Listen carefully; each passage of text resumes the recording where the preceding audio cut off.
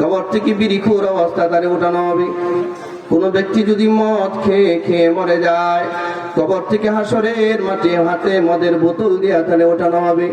কোন ব্যক্তি যদি জেনা করে করে মরে যায়, জেনাখোর অবস্থায় কবর থেকে তাকে ওঠানো হবে।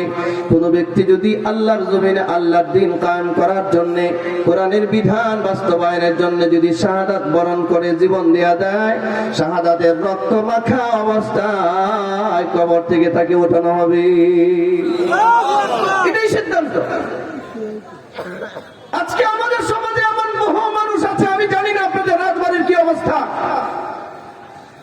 বহু মানুষ এমন আছে রাতের বেলায় ঘুমাইতে যায়, মুরব্বী মানুষ বিড়ি খেয়ে ঘুমায়।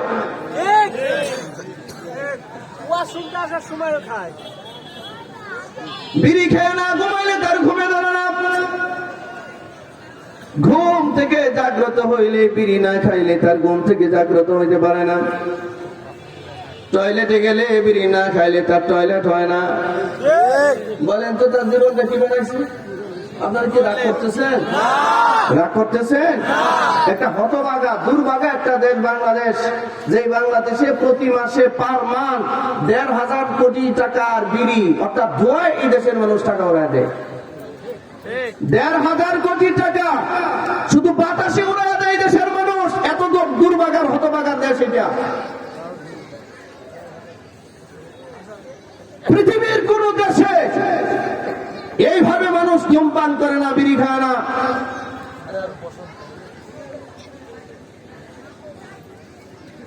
এইভাবে মানুষ বিড়ি খায় না, এইভাবে মানুষ ধূমপান করে না।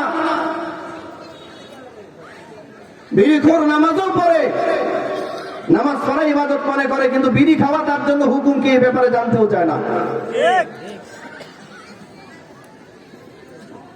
রাগ করতেছে নাকি? সারা সপ্তাহ নামাজ পড়ে না। শুক্রবারে যখন দেখা যাচ্ছে যে মসজিদের ইমাম খতিব খুতবায় চলে যাচ্ছে, রুকুতে চলে যাচ্ছে, এই মুহূর্তে দৌড়ায় যাচ্ছে সে মসজিদে, যাওয়ার সময় মুখে একটা বিড়িটা ফালাইয়া তৈয়া না মেসোয়াক না মুখ ধোয়া সোজা মসজিদে গেছে। আরে মেসোয়াক করলে, মুখ ধুইলেও এ ব্রাশ যদি ১০-১২ করে, বিড়ির যে একটা দুর্গন্ধ তাও মুখে থেকে যায়। তো মসজিদে গিয়ে যেখানে সিজদা দিছে, এই জায়গাটা থেকে পরবর্তী ১ সপ্তাহ পর্যন্ত খালি মেশকো আম্বারের গন্ধ বাইরে।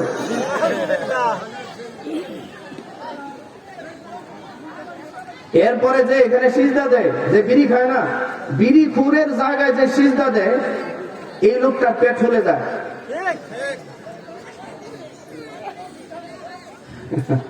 রাগ করতেছে? চাচারা এই কথাগুলো তো খুব কষ্ট পাচ্ছেন, মুরব্বী চাচারা কষ্ট পাচ্ছেন, কারণ বিড়ির সাথে শতকরা 95% চাচারা জড়িত। বোনদের হক মারার সাথে চাচারা জড়িত 95%। বিড়ি খায় মুরব্বীরা, আর এই যুবক ছেলেগুলোর হাতে উঠায় দেওয়া হয়েছে ইয়াবা, গাঞ্জা, গাঁজা, ফেন্সিডিল নাকি? হ্যাঁ, ছেলেদের হাতে উঠিয়ে দেওয়া হয়েছে, এই তরুণ প্রজন্মের হাতে উঠিয়ে দেওয়া হয়েছে গাঁজা, মদ, ইয়াবা। আর বুড়া চাচারা তো বাপদাদার ঐতিহ্য বিদিত আছে। আচ্ছা, আপনি যে নিজেরা মুসলমান দাবি করেন, আপনি যে নামাজও পড়েন, আপনি যে রোজাও রাখেন, ও চাচা, কোনদিন কি ভাবলেন, কোনদিন কি কোন মুহাক্কিক মুজাইয়িন কোন মুফতি সাহেবকে ফতোয়া জিজ্ঞেস করেছেন যে আচ্ছা আমার বিড়ি খাওয়ার হুকুমটা কি?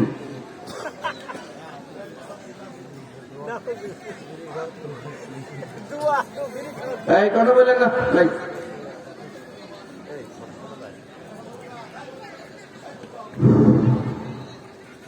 আচ্ছা, আপনি যে বিড়ি খান, আপনি কি আমাদের চেয়ে খুব বেশি সুন্দর?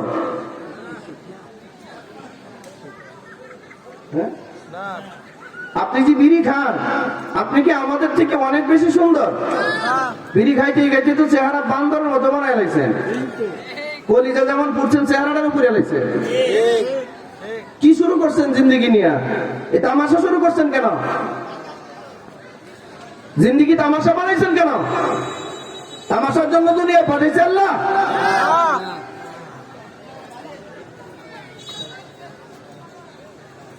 কোনদিন জেনেছেন আপনার নবী যার শাফাআতের আশা করেন আপনি, যার হাতের হাউজে কাউসারের পানি পান করতে চান, আপনি কোনদিন জানতে চেয়েছেন যে আপনার নবী রাতের বেলায় কেমনে ঘুমাইতো? আপনি তো বিড়ি হ্যাঁ ঘুমান, কত বড় দুঃসাহস আপনার! আপনি জানেন না কত মানুষ এই শেষ বিছানায় যে পিঠ লাগাইছে আর সজাগ হইতে পারে নাই। নাপাক বানায়া, মুখটাকে নাপাক বানায়া, দুর্গন্ধযুক্ত বানায়া, কোনো ফেরেশতা দুর্গন্ধ সহ্য করতে পারে না। আপনি দুর্গন্ধ বানায়া ঘুমায় গেলেন গা। ও আল্লাহর বান্দারা, বান্দিরা, ও আল্লাহর বান্দারা, যদি এমত অবস্থায় মরণ চলে আসে, আপনি তো এই বিড়ি নিয়ে হাজারের মাঠে কবর থেকে উঠবেন সুৎকুরের মতো।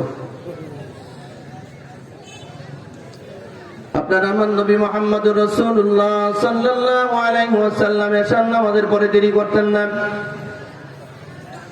বিজুর সংখ্যায় খেজুর খেতেন, খেজুর।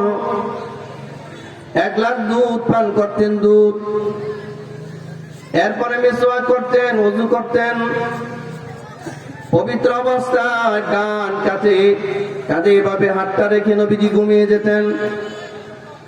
যেই নবীর শাফাআত কামনা করেন, যেই নবীর সুপারিশ কামনা করেন, যেই নবীর হাতে হাউজে কাউসারের পানি পান করার ইচ্ছা পোষণ করেন, এই নবী ঘুমাইতেন আপনি, আর আপনি ঘুমান বিড়ি খায়া। কি হইল এটা? মিলল? কথা বলেন না কেন? এটা মিলল? তোমার মনে খালি দাবি করলে হয় যে আমি নবীর উম্মত, আমি রাসূলের শাফাআত পাবো। কিভাবে এটা সম্ভব? কিভাবে সম্ভব এটা? বহু উম্মতকে তো নবীজি বলবেন সুহকান সুহকান লিমান গায়রা বাদি বলে দূর দূর করে নবীজি সেই হাউজে কাউসার থেকে তাড়িয়ে দিবেন। ঢাকা শহরের মেয়েরাও ছেলেদের সাথে এখন বিড়ি খায়। ঢাকা বিশ্ববিদ্যালয়ের ছাত্রীরা, বিশ্ববিদ্যালয়ের ছাত্রীরা, নর্থ সাউথ ইউনিভার্সিটির ছাত্রীরা ছেলেদের সাথে 4 দোকানের মধ্যে বসে বাঁ হাতে বিড়ি টানে। আপনারা ঢাকায় গিয়ে দেখেন এই দৃশ্যগুলো। আপনারা দেখেন নাই? মেয়েদেরকে বিড়ি খাইতে দেখেন না? মেয়েরা এখন বিড়ি খায়।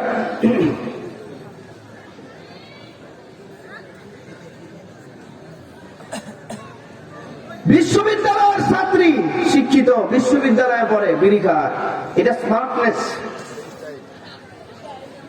বিড়ি না খাইলে বুঝি স্মার্ট হয় না?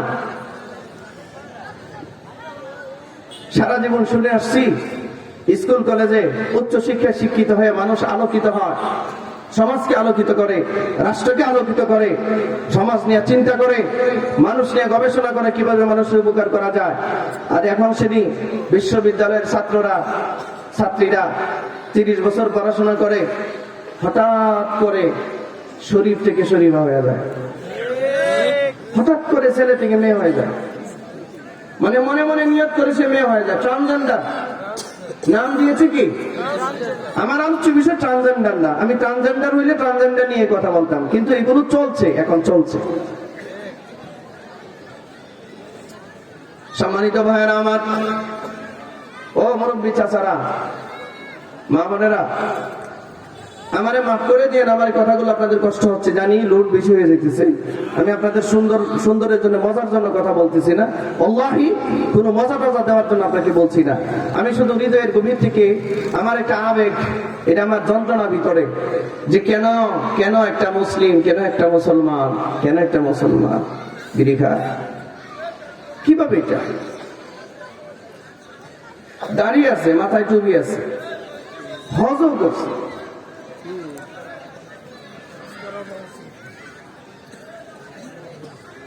আল্লাহ আপনি বুঝদান করেন।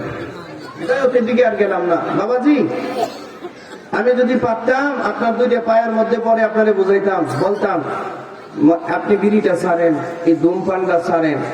ও চাচা, ও মুরব্বী, ধূমপানটা ছাড়েন, ধূমপান ছাড়েন, সুদ ছাড়েন, মিথ্যা কথা ছাড়েন, গীবত ছাড়েন, পরনিন্দা পরচর্চা ছাড়েন।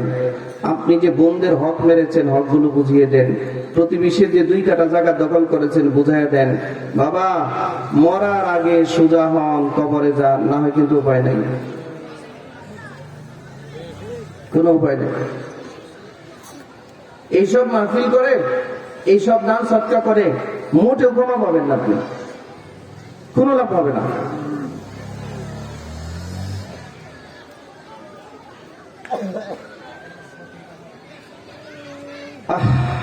আল্লাহ আপনি বুঝ দান করেন।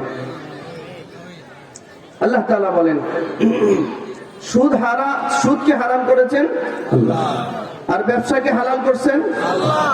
হাদিসে আল্লাহ রাসূল বলেন আল হালালু বাইয়িন, হালাল যেটা সুস্পষ্ট। মধু খাওয়া হালাল, এতে পৃথিবীর কোন আলেম দ্বিমত করার কোন সুযোগ আছে না। মদ খাওয়া হারাম, আল হারামু বাইয়িন, এই হারামটাও সুস্পষ্ট। রাসূল বলেন ওয়াবাইনাহুমা মুস্তাবিহাত, এই হালাল হারামের মাঝে আর কিছু প্রকারের লেনদেন আছে, চলাফেরা আছে, কথাবার্তা আছে, এটা সন্দেহযুক্ত। নবীজি বলেন একজন মুত্তাকি মুমিন সন্দেহযুক্ত যে বিষয়গুলো আছে, হারাম তো সারে সন্দেহযুক্ত বিষয়গুলো ছেড়ে দেয়। মদ খাওয়া হারাম, মধু খাওয়া হারাম, এতে কোনো সন্দেহ আছে? যত সন্দেহ বিড়ি খাওয়া নিয়ে। এখন যদি জিজ্ঞাসা করি বিড়ি খাওয়া হালাল না হারাম, দুইটা ভাগ হয়ে যাবে। হবে কি হবে না? হবে না? যদি জিজ্ঞাসা করি বিড়ি হালাল না হারাম, এটা দ্বিমত হবে না? কেউ বলবে মাকরুহ, কেউ বলবে হারাম, কেউ বলবে জায়েজ, কেউ বলবে না জায়েজ। এটাই তো চলছে সমাজে নাকি? হ্যাঁ, কিন্তু মদ খাওয়া যে হারাম, এখানে কারো কোনো সন্দেহ আছে? মধু খাওয়া যে হালাল, কারো কোনো সন্দেহ আছে? আরে বাবা, আপনার বিড়ি খাওয়া আমি হারামও বলছি না, হালালও বলছি না, আমি শুধু এতটুকু বলছি, রাসূলের হাদিস শোনাচ্ছি। নবীজি বলেন আল হালালু বাইয়িন, হালাল যেটা এটা সুস্পষ্ট। মধু খাওয়া হালাল, এটা সুস্পষ্ট। আল হারামু বাইয়িন, এই মদ খাওয়া হারাম, এটাও সুস্পষ্ট, মানুষ এটা মেনে নিয়েছে। ওয়াবাইনাহুমা মুস্তাবিহাত, এই দুইটার মাঝে অস্পষ্ট কিছু বিষয় আছে, যেমন বিড়ি খাওয়া, এই যে মাসআলা দিলে ঝামেলা বাজে, কেউ হালাল, কেউ হারাম, কেউ জায়েজ, কেউ না জায়েজ। রাসূল বলেন এই সমস্ত কথা এমন জায়গায় বলা হয় যে খাবারটা নিয়ে সন্দেহ আছে মানুষের, ঠিক কিনা? জোরে বলেন ঠিক কিনা? নবীজি বলেন একজন মুত্তাকি মানুষ যেই খাবারে, যেই লেনদেনে সন্দেহ পরিলক্ষিত হয়, একজন মুত্তাকি সেই খাবারটাও পরিত্যাগ করে। আপনার বিড়ি খাওয়া হারাম বলছি? কথা বলেন না? হারাম বলছি? আপনার জর্দা খাওয়া হারাম বলছি? হ্যাঁ হ্যাঁ, পাবলিক খায় বিড়ি, আর আমরা খাই এতটা করে জর্দা, ঠিক না? জর্দা খাইতে খাইতে বিড়ি খরির শরীর থেকে যেমন খালি বিড়ির গন্ধ বেরো, জর্দা খরির শরীর থেকে এরকম জর্দার গন্ধ বেরো। এখন কেউ কথা বলবে না।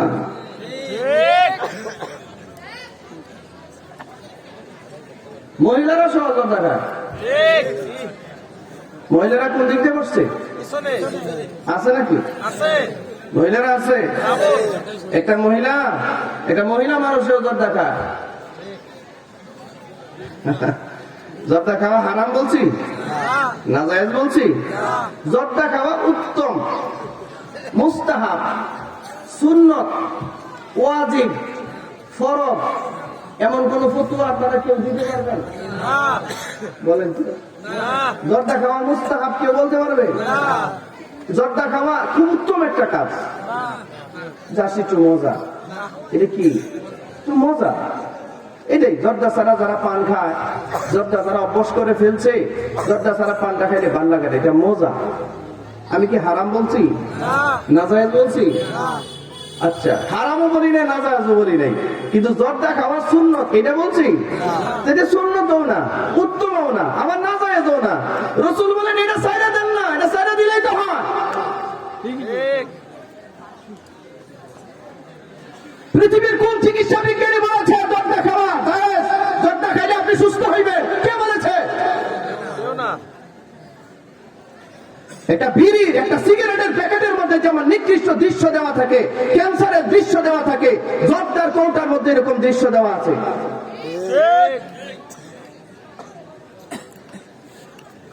একটা বিড়ি ঘুরে, একটা ধূমপানখোর, যে লোকটা ধূমপান করে, যে লোকটা সিগারেট খায়, এই লোকটা সিগারেটের গায়ের মধ্যে সিগারেটের যে প্যাকেট আছে, প্যাকেটে যেমন একটা নিকৃষ্ট ছবি দেওয়া আছে, আছে না?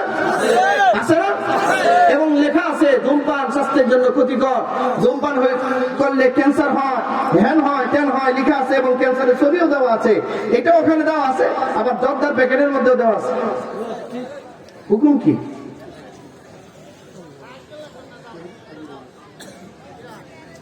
আলেমরা হয়তো এখন আমার উপরে রাখবে, রাখার কিছু নেই। আমি হারাম বলছি না, নাজায়েজও বলছি না, বিড়ি খাওয়া হারামও বলছি না, নাজায়েজও বলছি না, আমি ফতোয়া দিচ্ছি না, আমি শুধু একটা আলোচনা করতেছি। আচ্ছা হারাম না নাজায়েজ না বুঝলাম, কিন্তু জর্দা খাওয়া, বিড়ি খাওয়া উত্তম তো না, সুন্নাত তো না, তাহলে কেন এটা করছেন আপনি? কিসের জন্য এটা করছেন? গায়ের জন্য এটাকে হালাল বানাবেন আপনি? গায়ের জন্য একটা জিনিসকে হালাল বানাইতে পারবে? আপনার নফসের চাহাতকে, খাসাতকে আপনি কখনো হালাল বলে সাব্যস্ত করার চেষ্টা করবেন না। এতে করে আপনার বরবাদি হবে, বরবাদি, সব দিক দিয়ে বরবাদি হবে। এটা একটা সেন্সিটিভ জিনিস। এই বদ অভ্যাসগুলো আমাদের ছাড়া দরকার। কথা বলেন না কেন? আমার সাথে একমত কি আপনারা? কারা একমত? যে কোনো একটা অসুস্থতা নিয়ে ডাক্তারের কাছে গেলে আগে জিজ্ঞাসা, আপনি কি বিড়ি খান, আপনি কি জর্দা খান, ঠিক না? এখন যারা বিড়ি খায়, জর্দা খায়, হেরা উল্টা ফতোয়া দেয়, যে ডাক্তারের জিজ্ঞাসা হে আরো বেশি খায়। এটা বলেন। আচ্ছা ডাক্তারে বিড়ি খায় না, জর্দা খায় না, পায়খানা খাক, আপনার কি? আপনার সমস্যাটা কি? আপনি ডাক্তার নিয়ে করেন কেন? এটা হচ্ছে বদনসিব মানুষের কাজ, এটা বদনসিব মানুষের কাজ। অন্য আরেকজনে কি করে এটাকে সে ইয়ে করে, এটা কোনো হেদায়েতপ্রাপ্ত মানুষের কাজ নয়, এটা কোনো সহজ সরল মানুষের কাজ। সহজ সরল মানুষের কাজ হচ্ছে, হ্যাঁ এটা আমার ধর্মে নাই, আমার নবী করেন নাই, সাহাবীরা করেন নাই, নেককার মানুষরা করেন নাই, আমি এটা করবো না। কে কি করতেছে এটা আমার দেখার বিষয়। রাগ করতেছে, খারাপ লাগতেছে, আল্লাহ আপনি বুঝ দান করেন, আল্লাহ আপনি বুঝ দান করেন। যদি মনে করেন যে আমি আপনাদেরকে কষ্ট দেওয়ার জন্য বলতেছি, আল্লাহ তাআলার পবিত্র কালাম আমার হাতে, আমি জানি আমার হৃদয়ের হালত, আমার অন্তরের হালত আমি জানি, আল্লাহ জানেন।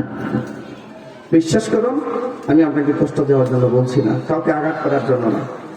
আপনি বিড়ি যদি খায়া মহিলা আরো কিছু হয়ে যান, আপনি জর্দা খাইতে খাইতে যদি পাহাড় বানায় এলেন, আমার কি সমস্যা? কথা বলা গেলে আমার কি সমস্যা?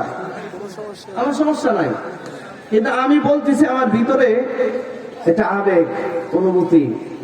আপনি আমার মুসলমান ভাই, যদি আজকে আমার এই ছোট্ট মানুষের ছোট্ট দুইটা কথা আপনার কলিজায় লেগে যায়, হতেও তো পারে যে আপনি এই কাজটা ছেড়ে দিবেন, পারে না? এখানে যদি 1000 মানুষ থেকে 2000 মানুষ থাকেন, সবাই মিলে 10 জন মানুষও যদি মেনে নেয় কথাটা, 10 জন মানুষও যদি মেনে ফেলে, তাহলে তো কামিয়াব হয়ে যাবে ইনশাআল্লাহ। ঠিক কিনা? যদি বলেন ঠিক কিনা? এটাই, আর কিছু না।